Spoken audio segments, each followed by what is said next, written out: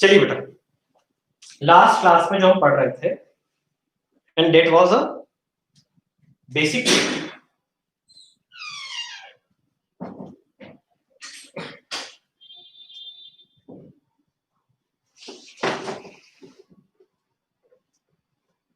Date was basically क्या था जो पढ़ रहे थे, वो था बॉन्डिंग इन कोऑर्डिनेशन केमिस्ट्री। सबसे पहली जो थ्योरी आई थी वो वर्नर्स थ्योरी आई थी और वर्नर्स ने हमें इस बारे में बताया था कि प्राइमरी वैलेंसी और सेकेंडरी वैलेंसी, फिर वो तो आउटडेटेड थ्योरी थी, बट उसको बताया इससे जाता है या उसको एप्रिशिएट इससे किया जाता है कि वो समय आई थी जब हमें इलेक्ट्रॉन के बारे में भी नहीं पता था, इसलिए उस थ्योरी को एप्रिशिएट किया जाता है। अभी जो हम थ्योरी पढ़ रहे हैं, जिस थ्योरी पर आपको मेजर क्वेश्चन देखने को मिलेंगे आपके टेस्ट में, वो है वीवीटी। वीवीटी थ्योरी में आपको सबसे पहले सेंट्रल एटम का कोऑर्डिनेशन नंबर देखना होता है। कोऑर्डिनेशन नंबर 2 है तो फिर दिमाग में लगाना है गारंटीड हाइब्रिडाइजेशन sp होगी और शेप लीनियर होगा। हाँ, अनपेयर्ड इलेक्ट्रॉन कितने होंगे, पैरामैग्नेट या डायमैग्नेट होगा, तो वो तो कैलकुलेट आपको करना पड़ेगा। तो ये मान लीजिए हाइब्रिडाइजेशन sp3 है तो ट्रायंगुलर प्लेनर शेप होगा, और कभी ट्रायंगुलर प्लेनर शेप होता है तो ट्रायंगुलर प्लेनर शेप में वो जो शेप है आपका ट्रायंगुलर प्लेनर है, तो ट्रायंगुलर प्लेनर शेप की हम बात करें तो हाइब्रिडाइजेशन 3 में हमेशा sp2 हाइब्रिडाइजेशन होगा, उसके अलावा और कोई हाइब्रिडाइजेशन हो नहीं सकता है, sp2 ही होगा कोऑर्डिनेशन नंबर 3 में। और शेप क्या होगा, ट्रायंगुलर प्लेनर, कोऑर्डिनेशन नंबर 3 की बात होगी। फिर हम आते हैं कोऑर्डिनेशन नंबर 4 पे, और जब हम कोऑर्डिनेशन नंबर 4 की बात करते हैं तो यहाँ पे 3 संभावनाएं होती है। एक तो sp3 संभावना होती है, एक dsp2 संभावना होती है और एक d3s संभावना होती है।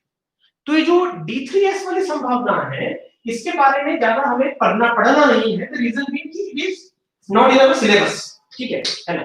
बट हाँ, हम जो टेस्ट क्विज देते हैं उसमें तो थोड़ा सा सिलेबस के ज्यादा लेवल पर ही जाके काम करते हैं, इसलिए उसमें कुछ क्वेश्चन आएंगे आपको d3s के, और कौन कौन से एग्जांपल है d3s के वो भी मैं आपको बता दूंगा।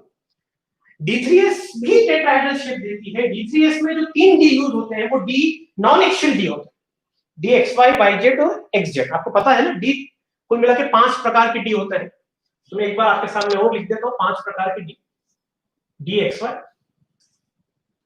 dyz और dxz और d x square minus y square और dz स्क्वायर। ये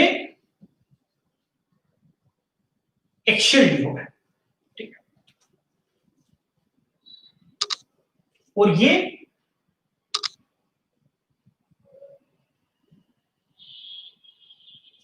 नॉन एक्सियल d। तो आप यहां पर ये समझने की कोशिश कीजिएगा कि 2 प्रकार के डी होते हैं, एक एक्सियल डी होता है और एक नॉन एक्सियल डी होता है। यहां पर इस समय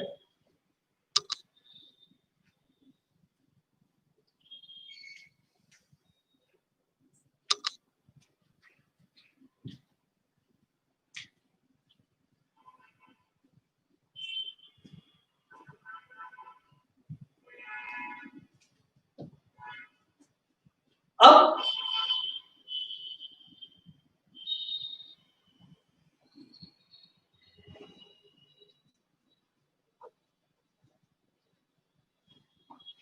हम आगे की बात करते हैं, ठीक है। तो कोऑर्डिनेशन नंबर, हाँ, हम कोऑर्डिनेशन नंबर 3 क्या कोऑर्डिनेशन 4 की बात करें तो d3s में आपको बता दी नॉन एक्सियल डी होते हैं, एक sp3 भी होता है वो भी टेट्राहेड्रल शेप होता है, d3s भी टेट्राहेड्रल शेप होता है और dsp2 स्क्वायर पेनल शेप होता है, और जो dsp2 होता है उसमें जो d होता है वो z स्क्वायर होता है, ठीक है। तो नहीं, dx square minus y square होता है। तो मैं एक बार यहाँ पे लिख देता हूँ जिससे कि आपको किसी प्रकार का कोई कंफ्यूजन ना रहे। ये है हमारे पास d3s, इसके शायद हम पहले भी कभी लिखे थे, बट कोई उसमें दिक्कत नहीं है कि हमें एक ही चीज को 2 बार लिखना है। तो dx पर dyz dxz और ये s। दूसरा है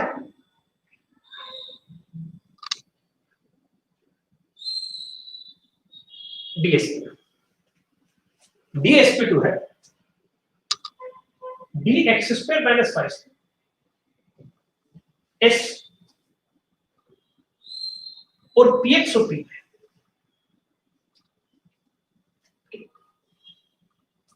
तीसरा है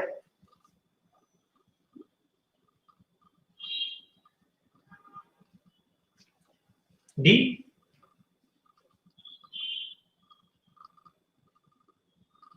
Px P1 तीसरा, ये हम पहले पढ़ चुके हैं। इसके कारण जो शेप आएगा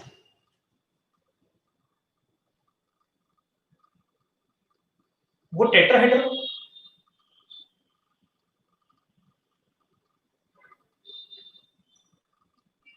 इसके कारण जो शेप आएगा वो स्क्वायर प्लेन होगा। डायमैग्नेटिक होगा, पैरामैग्नेटिक होगा, मैग्नेटिक मोमेंट क्या होगा वो तो हम वैसे भी कभी नहीं बता सकते। और इसके कारण जो आएगा वो अगेन टेट्राहेड्रल।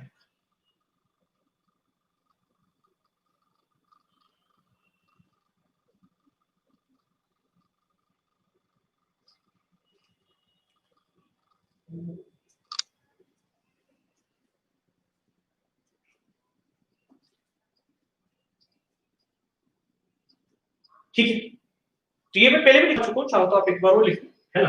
ये दो हमारे कोर्स में, ये कोर्स में नहीं है, पर एक दो क्वेश्चन आपको ड्यूरिंग द टेस्ट, जो आप कोचिंग पे टेस्ट देते हो उसमें आपको मिल जाए। इससे मैंने बता दिया। अब कोऑर्डिनेशन नंबर ये हो गया अपना 3 और 4, कोऑर्डिनेशन नंबर 4।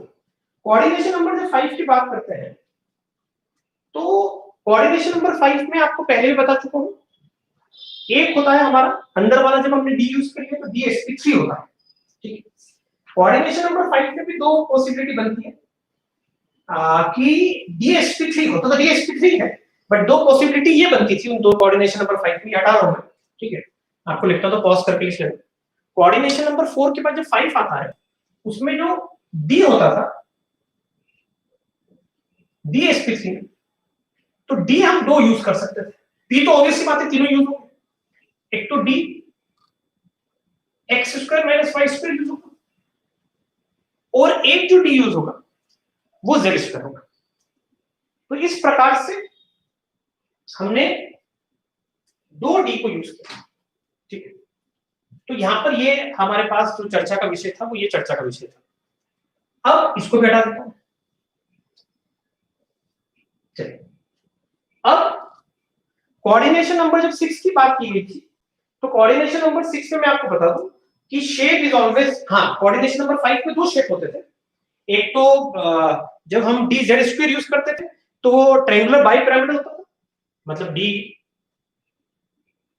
z² sp3 है। तो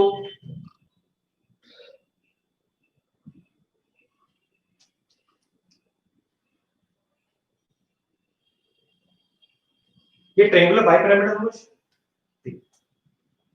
और दूसरा है d x² माइनस y²। तो जो इसका शेप होगा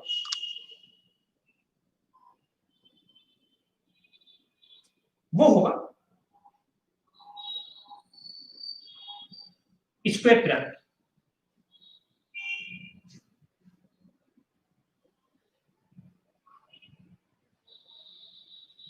ये जनरली इस पे क्वेश्चंस ज्यादा आते हैं। अब अगला जो आ जाता है वो कोऑर्डिनेशन नंबर 6 पर आ जाता है। तो कोऑर्डिनेशन नंबर 6 में भी दो संभावनाएं हो सकती है, अंदर वाला डी यूज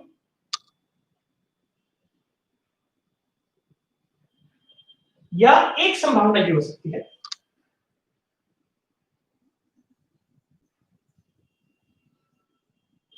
कि बाहर वाला डी यूज। अंदर वाला डी जब यूज हो, जब बाहर वाला डी यूज हो, तो अंदर वाला डी जब यूज होता है तो हम इसको इनर ऑर्बिटल कॉम्प्लेक्स बोलते हैं, इनर ऑक्टाहेड्रल कॉम्प्लेक्स या इनर ऑर्बिटल कॉम्प्लेक्स। तो इनर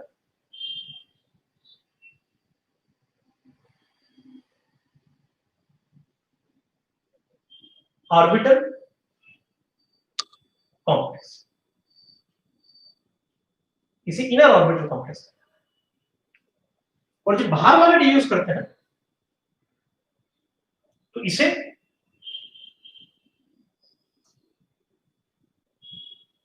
आउटर ऑर्बिटल कॉम्प्लेक्स।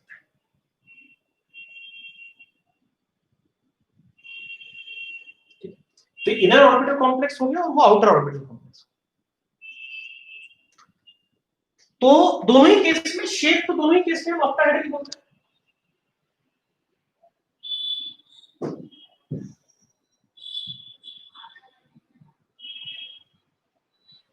दोनों ही केस में जो शेप होता है वो ऑक्टाहेड्रल। तो कोऑर्डिनेशन नंबर 6 की हमने बात करी। तो मैंने आपको नक्शल में जो पुरानी सब बातें थी वो डिवाइस पे करा दी। अब हम आ जाते हैं कल वाले जो बचे हुए 3 क्वेश्चन हैं उन पर आ जाते हैं। ठीक, तो जो बचे हुए 3 क्वेश्चन हैं उस पर आ जाते हैं। हाइब्रिडाइजेशन वाले कुछ क्वेश्चन बचे हुए थे, ठीक है, उस पर आ जाते हैं। तो एक था हमारे पास एफी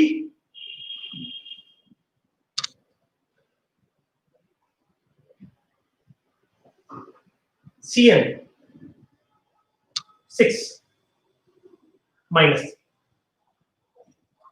इसकी बात कर रहे हैं, इसकी बात कर रहे हैं, इसका क्या होगा। ठीक, वैसे हो गया था बट मैं एक बार और बता देता हूं आपको, इसको तरीका बता देता हूं। इसमें आप सबसे पहले तो देखिए एफी है हमारे,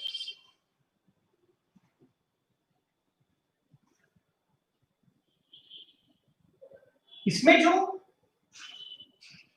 हमारे पास एफी है उसकी क्या ऑक्सीडेशन स्टेट है। इसमें जो हमारे पास एफी है it is in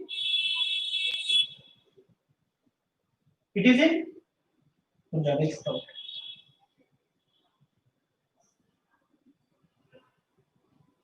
it is in +3 oxidation state.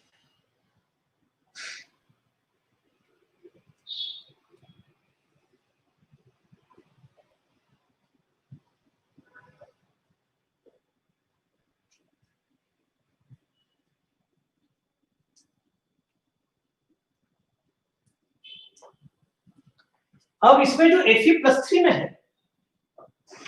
तो जो Fe+3 में है यहां पे मैं इलेक्ट्रॉन की संख्या 23 लिख देता हूं, और इलेक्ट्रॉन की संख्या जब मैंने 23 लिख दी तो इलेक्ट्रॉन की संख्या जब 23 होती है तो हमारा कॉन्फ़िगरेशन हो जाता है Ar। Ar मतलब तो आप सभी समझती होंगे क्या होता है। Ar के बाद कितने और इलेक्ट्रॉन हमें ऐड करने हैं? 5। तो 5 और ऐड करने हैं तो ये आ गया 3d5।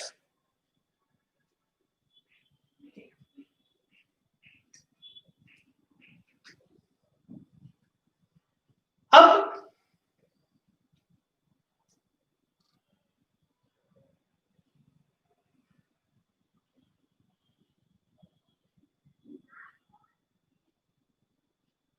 ये आ गया 3d, उसके बाद है 4s, उसके बाद है 4, ठीक है। अब यहां पर देखिए जब हम 3d की बात करेंगे तो ये 1 इलेक्ट्रॉन, 2 इलेक्ट्रॉन, 3 इलेक्ट्रॉन, 4 इलेक्ट्रॉन और ये 5। 3d5 बनाना था तो 5 इलेक्ट्रॉन मैंने बना। अब यहां पे Cn है, it is a strong field ligand. Why we calling it strong field ligand? मैंने आपको बताया ना, आपको बताया गया था एडवांस में कि the donor side is carbon and nitrogen. If the donor side is carbon and nitrogen, तो कार्बन और नाइट्रोजन जब डोनर साइड होती है तो we have a possibility of pairing, ये बताया था मैंने आपको। तो यहां पर ये वीक फील्ड लिगेंड होता तो ऐसा होता, बट स्ट्रॉन्ग फील्ड लिगेंड है। हाँ, यहां पे Cn की जगह कोई वीक फील्ड लिगेंड ले लो आप Cl ले लो, Cl नेगेटिव ले लो, Cl क्लोराइड आयन ले लो, ब्रोमाइड आयन ले लो, ये सब वीक फील्ड लिगेंड आते हैं। NH से मत लेना, NH से स्ट्रॉन्ग फील्ड लिगेंड हो जाएगा। तो जैसे आप week field ligand strong field ligand ले लोगे तो हमें पेयरिंग करवानी पड़ेगी, और यहाँ पे पेयरिंग कुछ इस अंदाज में होगी,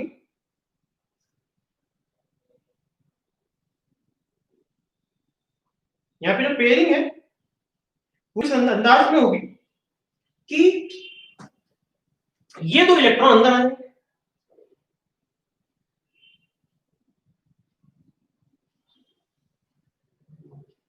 एक, दो, तीन, चार, पांच।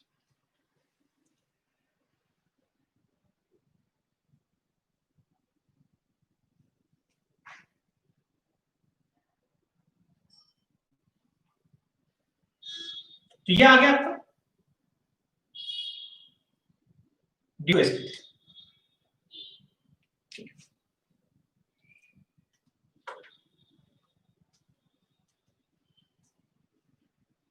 यहाँ तक बात समझ में आ गई? ठीक, तो ये क्वेश्चन तो हमारा को, चलिए अगले क्वेश्चन की तरफ। तो डी2sp नंबर ऑफ अनपेड इलेक्ट्रॉन, ये लिखा U, U for unpaid, UP unpaid electron.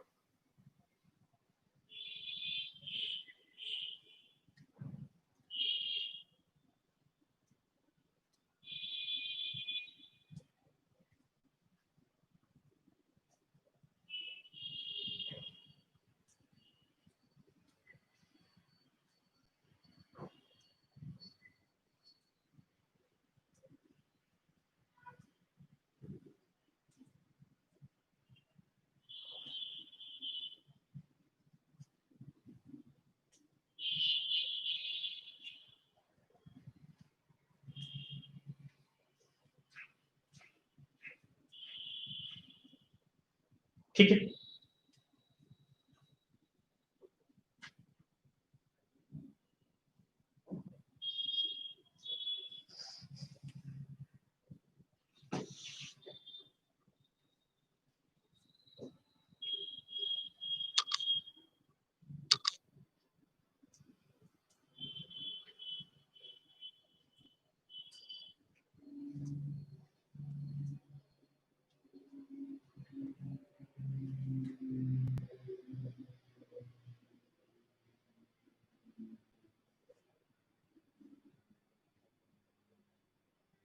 चले आगे,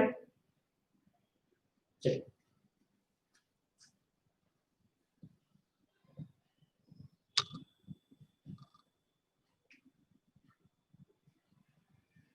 Zn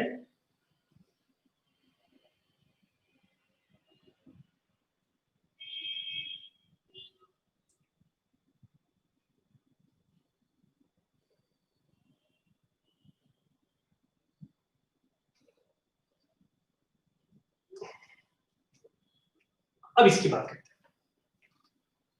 आप आराम से 2 मिनट ले लो और मुझे इसका आंसर बताओ।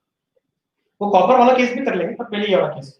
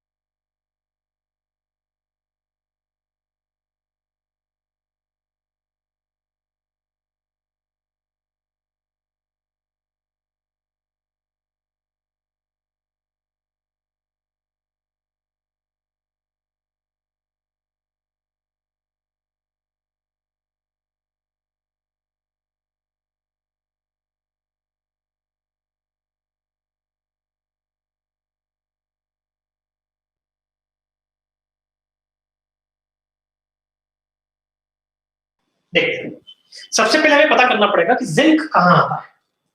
तो जिंक आता है जिंक प्लस में, ठीक। जिंक की एक फंडामेंटल सी बात आप मान के चलिए, कभी अपन जिंक कि जिंक एटॉमिक नंबर होता है 30 और उसमें से 2 चले गए तो क्या बचा 28। तो ये मैंने लिख दिया 20।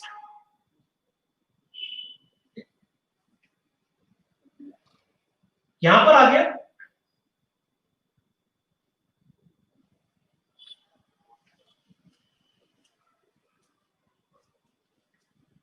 AR, AR मतलब ऑर्गन। उसके बाद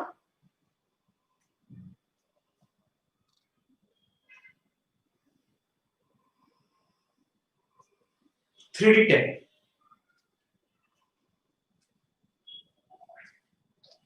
ये मैंने 3D10 लिखा। तो ये 18 है, इसमें 10 और आ गए तो ये 28 आ गया, ठीक। अब यहां पर कभी मैं 3D की बात करूं तो 1 2 3 4 5, ये 3D है, ये 4S है, ये 4P है और ऐसे आगे भी आते हैं। अब 3D10 है, ये 3D10 समझ में आ गया ना, ऑर्गन मतलब 18, 10 और करना तो 3D में,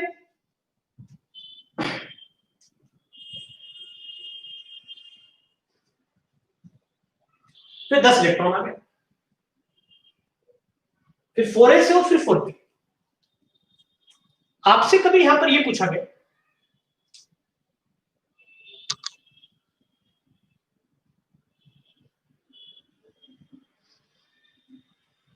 कि हाइब्रिडाइजेशन क्या होगी, तो आप कह सकते हो यहां पर जो हाइब्रिडाइजेशन होगी वो sp3 होगी।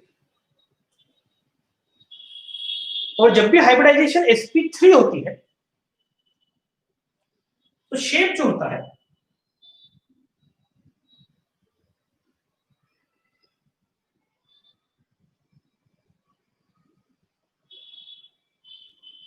टेट्राहेड्रल।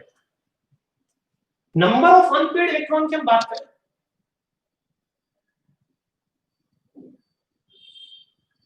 तो आप बताओ इस केस में कितने होंगे,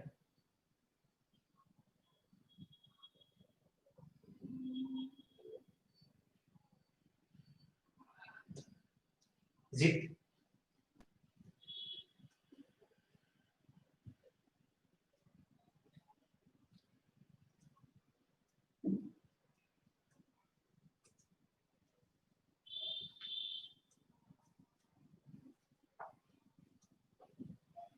ये समझने की आप कोशिश,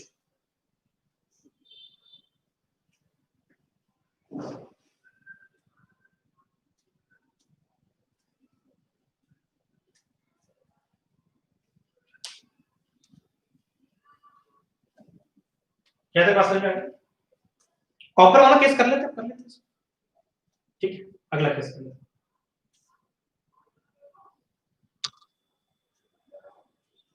कॉपर वाला जो केस है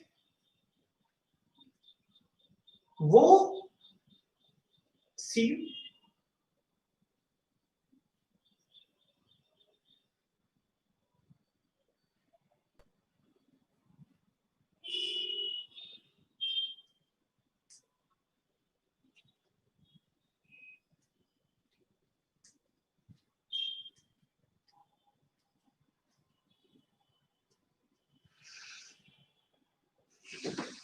ये केस लिया, ठीक। अब कभी हम इस केस की बात करें तो ये एक एक्सेप्शन है बेटा, है ना। यहाँ पे आपने जो आंसर लिखा है वो आंसर गलत है, ये एक्सेप्शन है। बस केमिस्ट्री में थोड़ी सी परेशानी यही आ जाती है कि सर ये बड़ा समझ में नहीं आता कब एक्सेप्शन आ जाता है, तो इसलिए आपको कहीं कॉपी में ऊपर जो जगह खाली होती है वहां पर इसको लिख लेने का कि एक्सेप्शन है, जब भी आए तो लिख लेगा। जब भी आप टेस्ट देने जाओ तो आप जो पेजेस यूज करते हो उस पे एक्सेप्शन की एक लिस्ट रख लेना साथ में, जिससे कि आप उससे चीटिंग कर सको। ठीक है, चलिए ये एक्सेप्शन है। हाँ, ये एक्सेप्शन इतना इंपॉर्टेंट एक्सेप्शन है कि जेई में से पूछ सकता है। मैं जनरली आपको ऐसा बोलता हूँ कि एक्सेप्शन जेई नहीं पूछता है, जेई आपके फंडामेंटल्स पूछता है, बट एक्सेप्शन बड़ा ही इंपॉर्टेंट है। तो इसलिए इसको डिस्कस कर लेते हैं, इसमें क्या एक्सेप्शन है। मतलब एक्सेप्शन तो ये ना, जो मैं आंसर दूंगा उसको उल्टा कर देगा वो आंसर हो जाएगा, तो ये एक्सेप्शन। तो सबसे पहले हम बात करते हैं यहाँ पे कॉपर की। तो यहाँ पर है कॉपर प्लस टू। जैसे हमने यहाँ पे कॉपर की बात करी,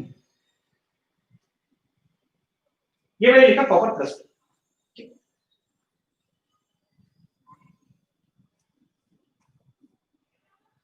अब जैसे मैंने कॉपर प्लस टू लिखा, तो अब आप बताइए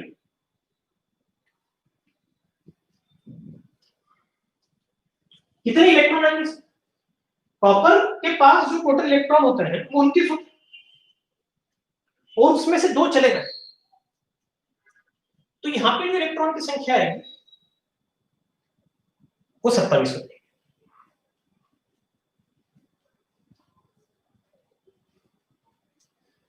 यहाँ पे जो संख्या है वो 27 होती है। तो अब ये देखिए कि हम यहां पर इलेक्ट्रॉनिक कॉन्फ़िगरेशन की बात करें तो कॉपर 29 में 2 इलेक्ट्रॉन चले गए, 27 हो गए।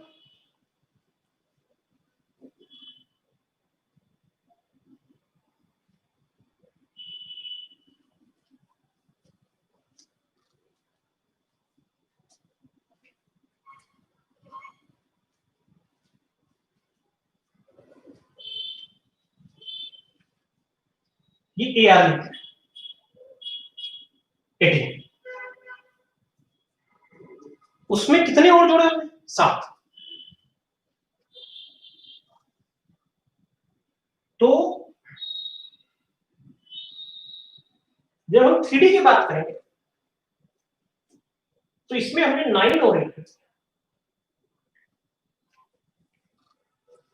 अब आप देखिए 1 2 3 4 5,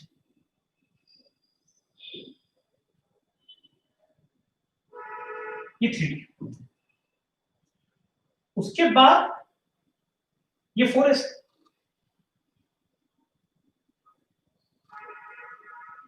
और उसके बाद ये 4p है। 3D में कुल मिला के इलेक्ट्रॉन हमारे पास 9 है। तो ये मैंने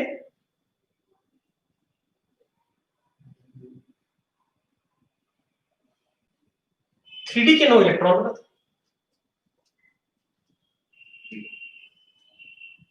उसके बाद हमसे बोला गया कि हमें कोऑर्डिनेशन नंबर 4 की बात कर रहे हैं। सब मोनोडेंटेड है ना, हर एच को एक एम्प्टी ऑर्बिटल है, कुल मिलाकर कितने एम्प्टी ऑर्बिटल लेंगे? 4।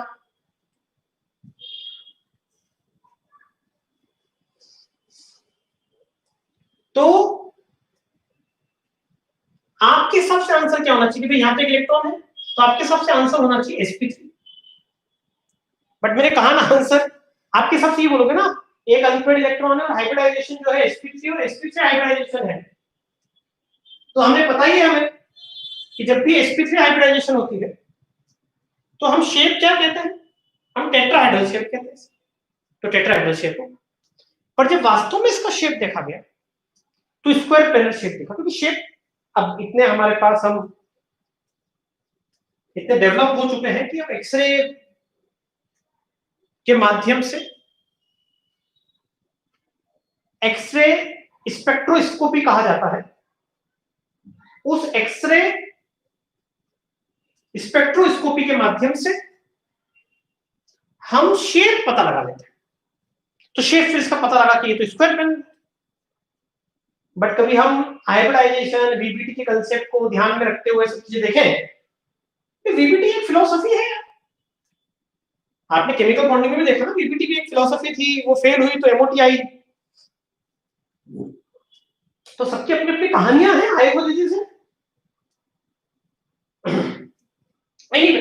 या है कुछ जैसे हमारे कोर्स में इस पे क्वेश्चन आएगा, हमें पढ़ना है, बाकी कुछ भी सोचो उससे क्या होता है। ठीक है, मैं जो आपके सामने चर्चा कर रहा था,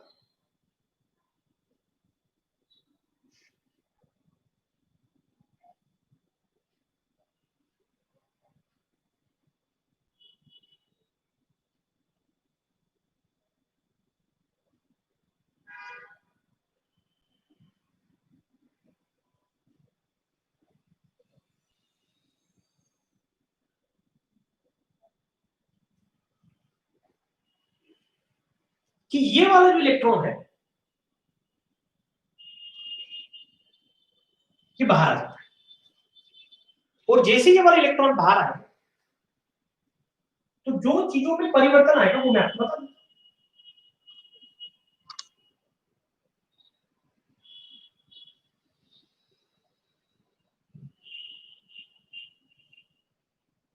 ये वाला इलेक्ट्रॉन बाहर चला,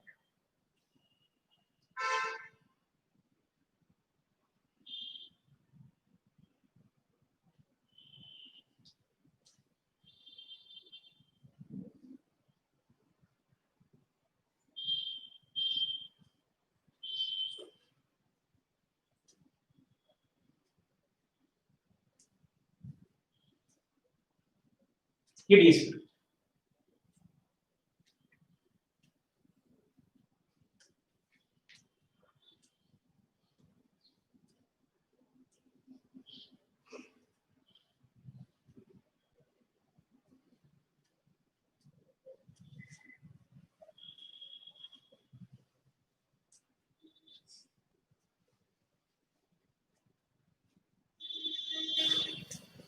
यहां से पास समझ में आया? तो एक डी एक एस और दो पी यूज हो तो DsP2 हाइब्रिडाइजेशन है। यहां पे आप मुझसे पूछोगे नंबर ऑफ अनपेयर्ड इलेक्ट्रॉन,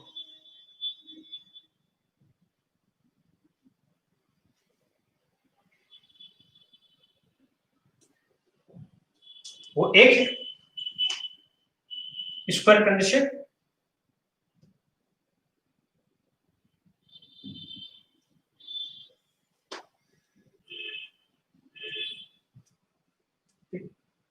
ये इलेक्ट्रॉन बाहर आ जाता है, ये वाला इलेक्ट्रॉन बाहर आ गया, इसलिए इजीली किसी को इलेक्ट्रॉन दे सकता है, खुद ऑक्सीडाइज हो सकता है, किसी को रिड्यूस कर सकता है।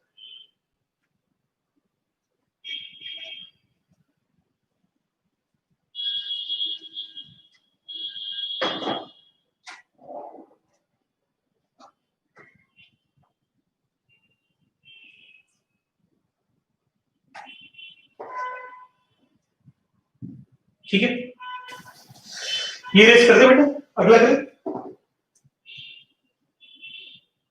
चलिए अगला है, हमें 3-4 क्लास आगे सिर्फ रोज हाइब्रिडाइजेशन निकालना है, हाइब्रिडाइजेशन से शेप और शेप से नंबर ऑफ इलेक्ट्रॉन कितने हैं।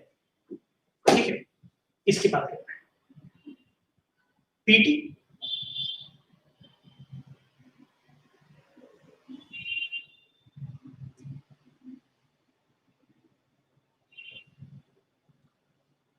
ये बताइए, इसके बारे में मुझे कमेंट करके बताइए।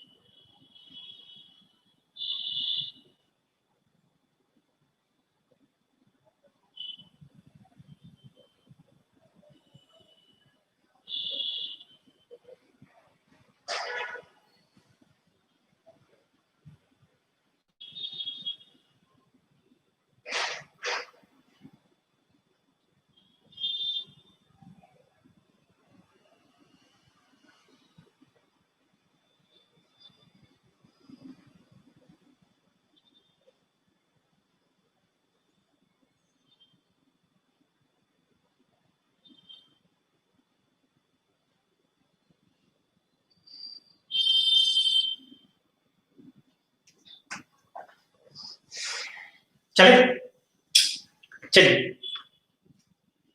देखते हैं।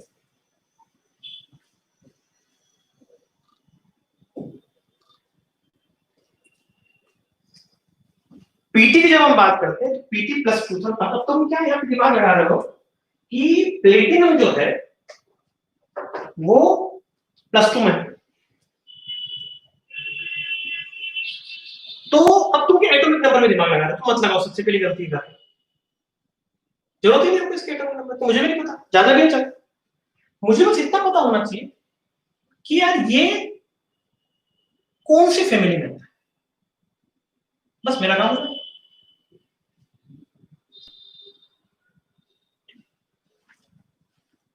काम ऐसे हो जाए कि आप यहां पर देखो कि हम जब निकल +2 की बात करते हैं,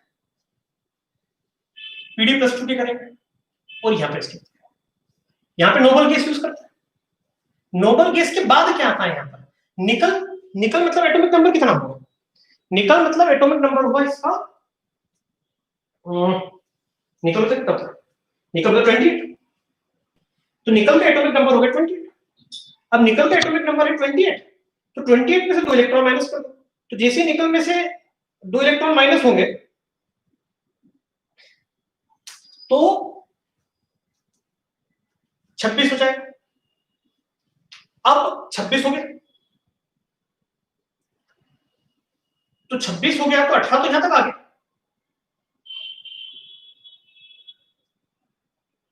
उसके बाद 3d8, यहां पर भी नोबल गैस कॉन्फिगरेशन,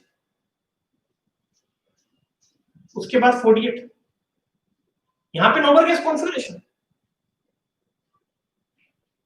उसके बाद 5d8,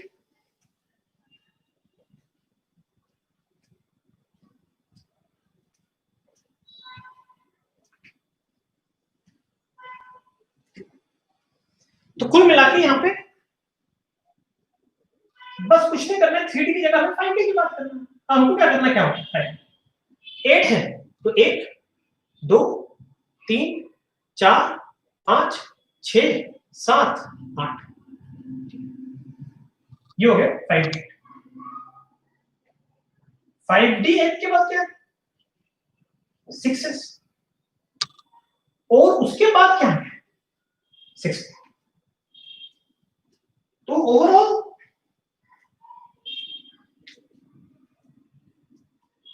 ये फाइनली आपको देखने को मिलेगा। अब ये H2O है, इसमें डोनर साइड क्या होती है, कभी हम H2O की बात करें तो H2O में जो डोनर साइड होती है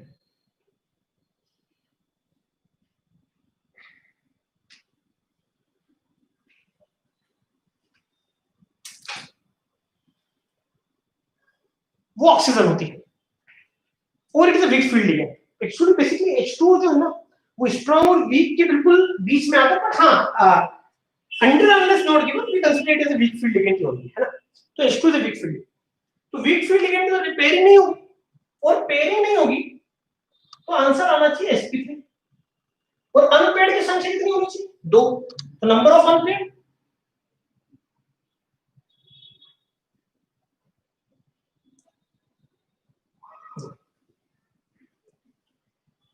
so fundamentally this is all about this question.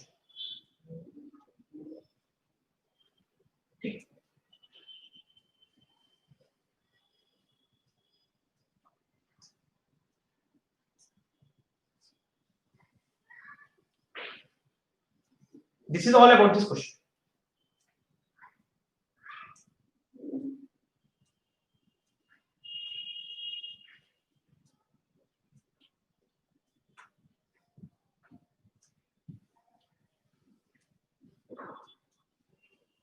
जब आगे से मैं अब जो बोलने जा रहा हूं वो बहुत इंपॉर्टेंट बात है, तो सबको लिखना भी,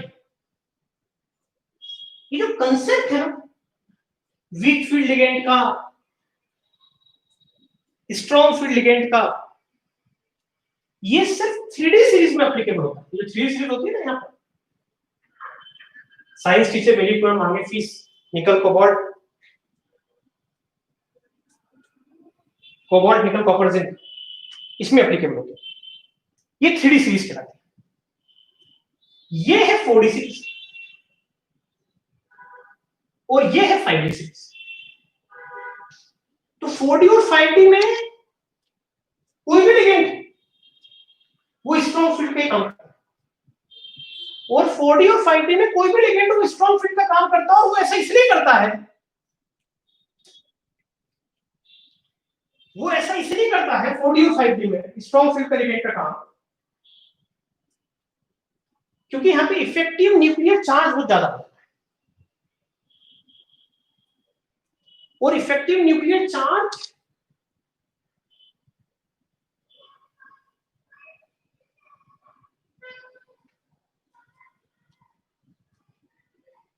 इतना ज्यादा हो जाता है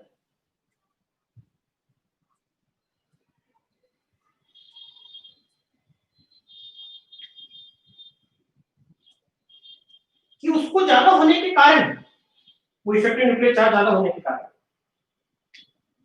वो लिगेंड के लोन पेयर को अपनी तरफ बहुत ज्यादा अट्रैक्ट करता है उसका न्यूक्लियस, उसके कारण इलेक्ट्रॉन पेयरिंग में चले जाता है। तो अब इस बात को लिखिए, the concept of weak field and strong field is applicable, the concept of weak field and strong field is applicable only in the case of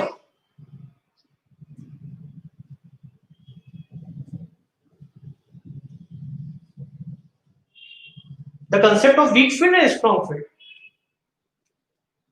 is applicable only in the case of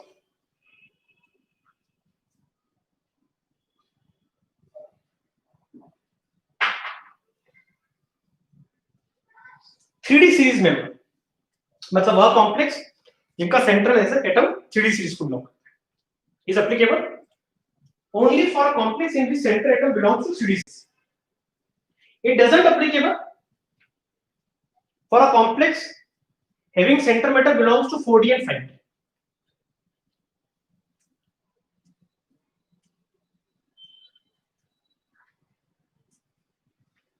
In for 4D and 5D, we always have pairing, and because of that pairing,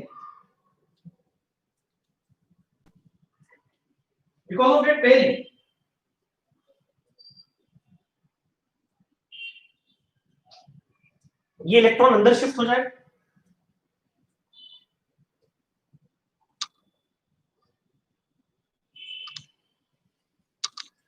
और इस electron के अंदर shift होने के कारण हमें एक empty D orbital मिलता है। तो फाइनली ये गलत है, मैं इरेज नहीं कर रहा हूं, गलत इसलिए लिख रहा हूं जिससे कि आपके दिमाग में हमेशा बना रहे क्या हो।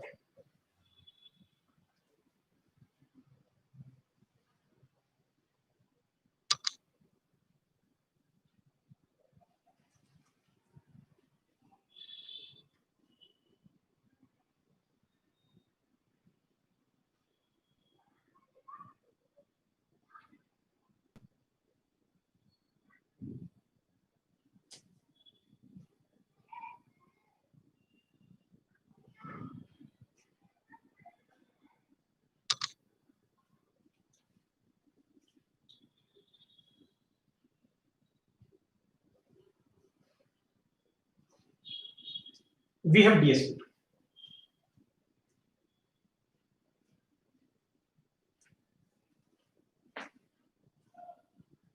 समझे आपने, मैंने पेयरिंग करना थी, तो we have DSP.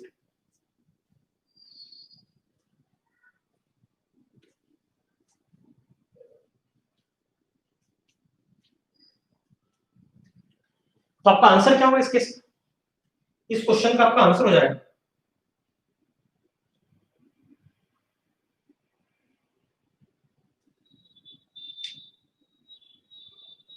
Tetrahedral shape नहीं, स्क्वायर कंडीशन।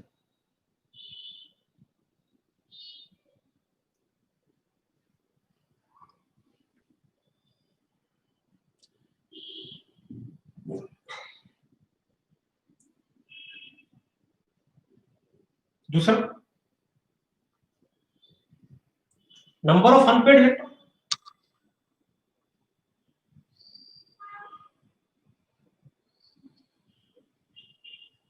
जीरो।